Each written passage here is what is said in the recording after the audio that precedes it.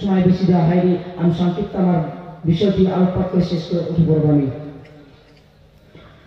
আল্লাহর নবী বললেন, যে ব্যক্তি নামাজ পড়লো না সেই ব্যক্তি আমার উম্মত বলে গণ্য নয়। কিয়ামতের দিন হাসরে মাহশরে আমি নবী তাকে উম্মত বলে ঘোষণা দেব না। যে ব্যক্তি নামাজ পড়বে না আমি তাকে উম্মত বলে গণ্য করব না। তার জন্য আমার সুপারিশ, আমার শাফায়াত হারাম হয়ে যাবে সেই উম্মতের জন্য যে উম্মত আমি নবী আমার বিধান মানল না। আল্লাহ সুবহানাহু ওয়া তাআলা তার মহাগ্রন্থ কুরআনের মধ্যে সূরা লুকমানের মধ্যে তিনি জানিয়ে দেন, লা ইয়ারাউনা শাইআন মিনাল আমালি তারকুহু কুফরুন গায়রুস সালাত ওয়া মা আতাকুমুর রাসূলু ফাখুযুহু ওয়া মা নাহাকুম আনহু ফান্তাহু ওয়া মা আতাকুমুর রাসূলু ফাখুযুহু ওয়া মা নাহাকুম আনহু ফান্তাহু। নবী যা বলেছে তা মেনে নাও, আর নবী যা নিষেধ করেছে তা থেকে নিজের জীবনকে বিরত রাখো, তা থেকে নিজের জীবনকে সরিয়ে রাখো। ও মুসলমান যুবকেরা, তোমাদেরকে বলে যায়, যার জন্য পৃথিবীর জামিনে তুমি এত কিছু করতেছো, যার জন্য তুমি ভোগ বিলাসিতা করতেছো, যার জন্য তুমি টাকা উপার্জন করছো, যার জন্য তুমি বড় বড় বিল্ডিং উপার্জন করছো, ওই যুবক ভাইরা তোমাদের কাছে একটি অনুরোধ করে যাব, আপনি কি আমাকে গ্যারান্টি দিয়ে লিখিতভাবে দিয়ে যেতে পারবেন আজকের এই ওয়াজ মাহফিল থেকে আপনি উঠে বাড়ি যেতে পারবেন?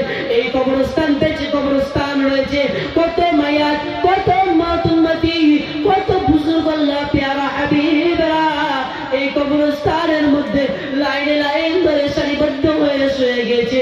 ও মুসলমানের বাচ্চা, তোমার কি লজ্জা করে না? তোমার কি হুঁশ হয় না? কবর প্রত্যেক দিন 5 বার অন্তত কবর তোমাকে ডাকছে, এ আহলাল কবর, এ আহলাল কবর। আমি কবর বড় ভয়ানক জায়গা, তৈরি হয়ে এসো। আমি কবর অন্ধকার জায়গা, মুসলমান তৈরি হয়ে এসো। আমি কবর পোকামাকড়ের ঘর, ও মুসলমানেরা, যুবক তরুণেরা তৈরি হয়ে এসো। আমি কবর বড় ভয়াবহ জায়গা, তৈরি হয়ে এসো। পৃথিবীর জমিনের মতো আমি কবর না, আমি কবরের জানালা দরজা নাই। মুসলমানেরা তৈরি হয়ে এসো, কারণ এই কবরের মধ্যে কোনো বংশ পরিচয় নেওয়া হবে না, কোনো তালানি চলবে না। আমল ছাড়া আমি কবর কিছুই শুনবো না। এটি হাদিস বললে আপনারা শুনতে পারবেন। শেরে খোদা আলী রাদিয়াল্লাহু তাআলা আনহু এক সময় মসজিদে নববী থেকে নামাজ পড়ে ফিরে বাড়ি আসলেন। আলী রাদিয়াল্লাহু তাআলা আনহু লক্ষ্য করলেন মা ফাতেমা রাদিয়াল্লাহু তাআলা আনহু জান্নাতের রমণী, জান্নাতের রমণী। তারা লক্ষ্য সাথে সাথে পরিচয় চেয়ে তার স্বামী শেরে খোদার আলী রাদিয়াল্লাহু তাআলা আনহুর দরজা খুলে দিলেন। আলী রাদিয়াল্লাহু তাআলা আনহু মা ফাতেমা রাদিয়াল্লাহু তাআলা আনহুকে দেখে বড় খুশি হয়ে গেল, মনটা বড় তৃপ্তি পেয়ে গেল।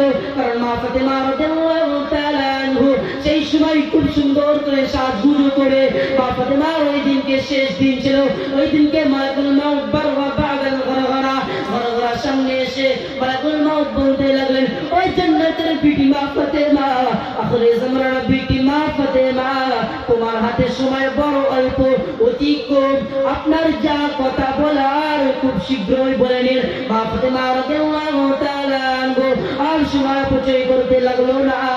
আলী রাদিয়াল্লাহু তাআলা আনহুকে বলতে লাগলো, ও প্রাণের স্বামী আলী, আমি মা ফাতেমা বলে যাই, আজকের এই দিনটা আমার জন্য লাস্ট ওয়ার্নিং, লাস্ট দিন।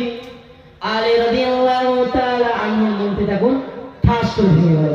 প্রথম আলী রাদিয়াল্লাহু তাআলা আনহু যখন মা ফাতেমাকে দেখলো বড় ভালো লাগলো, কারণ মা ফাতেমাকে খুব সুন্দর লাগছে, খুব সাজগুজ করেছে, মা ফাতেমা খুব সুন্দর লাগছে, জান্নাতের রমণী। তারপরে মা ফাতেমা যখন বলল, প্রাণের স্বামী আলী, আজকের এই দিনটা আমি মা ফাতেমা আমার জন্য লাস্ট দিন, আজকের পর থেকে মা ফাতেমাকে পৃথিবীর জমিনে কোনো মুসলমান, কোনো ব্যক্তি, বান্দা বান্দি দেখতে পারবে না। তুমি আমাকে আর স্ত্রী বলে গ্রহণ করতে পারবে না, সন্তান সন্তান হাসান হোসেন আমাকে আম্মুজান বলে ডাকতে পারবে না, আমার আব্বুজান আমাকে মেয়ে হিসাবে আর বলতে পারবে না। আমি মা ফাতেমা আজকে আমার জন্য লাস্ট দিন, আজকের পর থেকে আমি মা ফাতেমা পৃথিবীর জমিনে থাকবো না। সেই শুনে আলী রাদিয়াল্লাহু তাআলা আনহুর মন ঠাস করে ভেঙে গেল। আপনার আব্বাজান যারা রয়েছেন, মাঠে যখন কাজ করতে যান, মাঠে যখন কাজ করতে যান, গাছের যখন গুড়া কেটে দেওয়া হয়, সম্পূর্ণ যখন গাছের গুড়া কেটে দেওয়া হয়, গাছটা স্থির অবস্থায় থাকতে পারে না, গাছটা পড়ে যায়, কি যায় না? যায় কিনা যায় না? গাছের যখন গোড়া পুরোটা কেটে দেওয়া হয়, গাছের ডালপালা সব কেটে দেওয়ার পরে গাছের যখন গোড়া সম্পূর্ণ হয়ে যায় কাটা, তখন গাছটা জমিনে ঠাস করে পড়ে যায়। ঠিক তেমনি ভাবে আলী রাদিয়াল্লাহু তাআলা আনহু যখনই কথাটি শুনলেন তার মনটা ঠাস করে ভেঙে গেল। কি কথা শোনালেন? ও তরুণেরা, যুবকেরা, আল্লাহর আশিকে প্রেমিকেরা, ও যুবকেরা, তোমাদেরকে বলে যেতে চাই, দেখতে হুদা গ্রামের বাসিন্দারা, আল্লাহর নবী করিম সাল্লাল্লাহু আলাইহি ওয়াসাল্লামের বিবি মা ফাতেমা রাদিয়াল্লাহু তিনার সন্তান মা ফাতেমা রাদিয়াল্লাহু তাআলা বলতে লাগলো, আমি মৃত্যুবরণ করেছি, কাউকে তুমি এটা জানিও না, কাউকে এটা বলো না, তুমি এটা গোপন করে রাখো। আমার যার জানাজা নামাজ তুমি আমার স্বামী তুমি ব্যতীত যেন আর কেউ না থাকতে পারে, কারণ আমি নবীর বিটি মা ফাতেমা রাদিয়াল্লাহু তাআলা আনহা আমাকে যখন ওই জানাজা নামাজের জন্য সামনে কাতারে রেখে দেওয়া হবে, মুসলমান জমিনের শুনে রেখে দাও, তারা অনুভব করতে পারবে নবীর বিটি লম্বা ছিল কি বেটে ছিল, মোটা ছিল কি চিকুন ছিল, তারা অনুভব করতে পারবে। এত তীক্ষ্ণ পর্দার বেখরাব আমি মা ফাতেমা করতে চাই না। আবু যার গিফারি রাদিয়াল্লাহু তাআলা আনহুকে ডেকে আলী রাদিয়াল্লাহু তাআলা আনহু তখন চলে আসলেন। ও আবু যার গিফারি, আমার প্রাণের স্ত্রী আলী রাদিয়াল্লাহু তাআলা আনহু বলতে লাগলেন, সে ইন্তেকাল করেছে, তুমি তার কবরে খনন করো। আবু যার, সংক্ষেপে বলছি, আবু যার গিফারি রাদিয়াল্লাহু তাআলা আনহু কবর তখন নির্মাণ করতে লাগলো।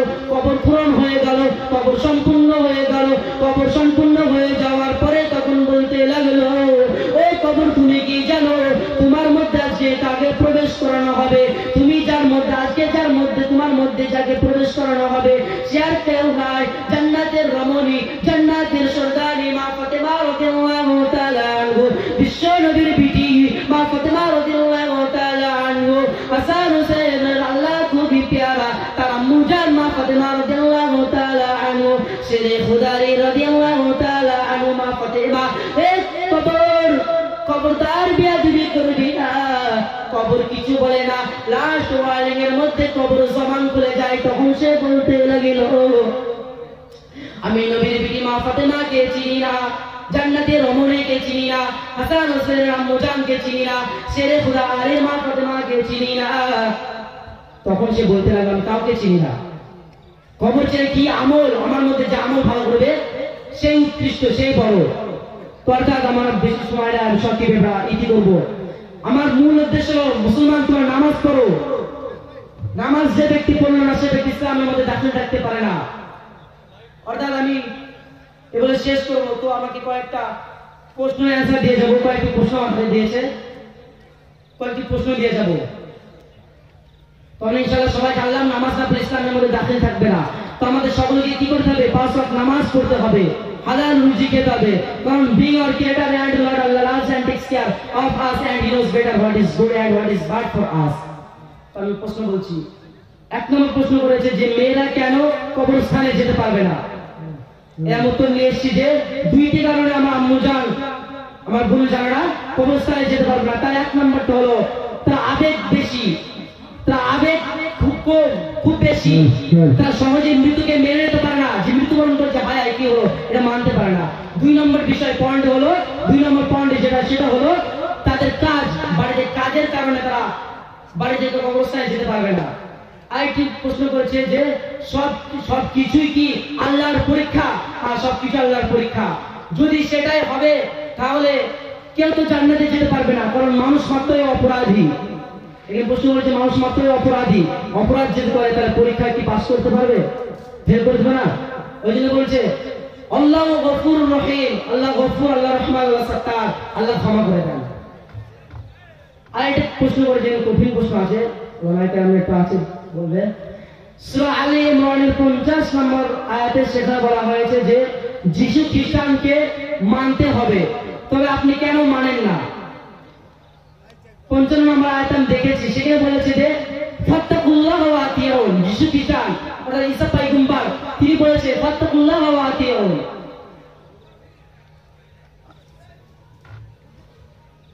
ঠিক আছে বলছি, ওয়াত্তাকুল্লাহ, তোমরা আল্লাহর উপর বিশ্বাস স্থাপন করো এবং আমি নবী, আমাকে মেনে চলো।